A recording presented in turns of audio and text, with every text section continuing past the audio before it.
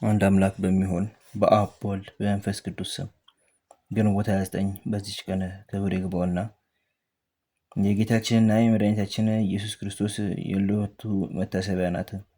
እርሷም በረከትን፣ ይቅርታን፣ ምሕረትን፣ የኃጢአት ስርየትን ተስፋ በማድረግ የቤተ ክርስቲያን ልጆች በየወሩ በዓልን የሚያደርጉባት ናት። ለእርሱም ከቸር አባቱና ሕይወት ከሆነ መንፈስ ቅዱስ ጋር ምስጋና፣ ስግደት፣ አምልኮት ይገባል ለዘላለሙ አሜን። በዚችም ዕለት ከአንጾኪያ ገዳም አባ ስምዖን አረፈ። የዚህም ቅዱስ የአባቱ ስም ዮሐንስ የእናቱ ስም ማርታ ነው። ስለ እርሱም ድንቆች ታምራቶች ሆኑ። ይኸውም እናቱ ገና ሳትጸንሰው መጥምቁ ቅዱስ ዮሐንስ ወደ እርሷ መጥቶ የዚህን የቅዱስ ስምዖንን መወለድ ነገራት። ከእርሱም የሚሆነውን ገለጠላት። ተወልዶም 7 ዓመት በሆነው ጊዜ በአንጾኪያ ወዳለ ገዳም ሄደ። ራሱንም ወደ ምንኩስና ቀንበር ውስጥ አስገብቶ ታላቅ ገድልን ተጋደለ። መላእክትም አባ ጳኩሚስን እንዳስተማሩት በየሌሊቱ ሁሉ የተገለጡለት የምንኩስናን ገድል አስተማሩት። የማይጠፋ ምንኩስናንም የገድል አሰራር ገለጡለት።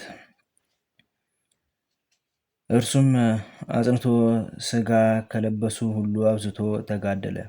መላእክትም ሁልጊዜ መንፈሳዊ ምግብ ያመጡለት ነበርና ብዙ ከመጋደሉ የተነሳ ከድንጋይ ምሰሶ ላይ ወጥቶ በላዩ 7 ዓመት ቆመ። ከዚህም ወደ ሌላ ተራራ ሄዶ በሰራው የድንጋይ በዓት ውስጥ እስከ 20 ዓመት ፍጻሜ ከእርሷ ሳይወጣ 20 ዓመት ኖረ። ከዚህም በኋላ ደግሞ ከታላቅ ተራራ ራስ ላይ ወጥቶ በላዩ 45 ዓመት ኖረ። መላው ዕድሜውም 88 ዓመታት ነው።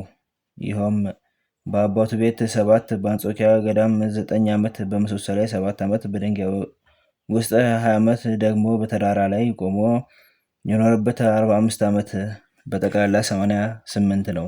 ተአምራቱን ግን መቁጠር የሚችል የለም። ከእርሳቸውም በገድል ተጽፈዋል። ብዙ የሆኑ ድርሳናትና ተግሳጻትን ደረሰ። እነርሱም ለሁሉ የሚጠቅሙ ናቸው። ይልቁንም ለመነኮሳት ከቤተ ክርስቲያን መጻሕፍትም ብዙዎችን ተረጎመ። ከዚህም በኋላ በሰላም አረፈ። ለእግዚአብሔር ምስጋና ይሁን፣ እኛንም በጸሎቱ ይማረን፣ በረከቱም ከኛ ጋር ትኑር ለዘላለሙ አሜን።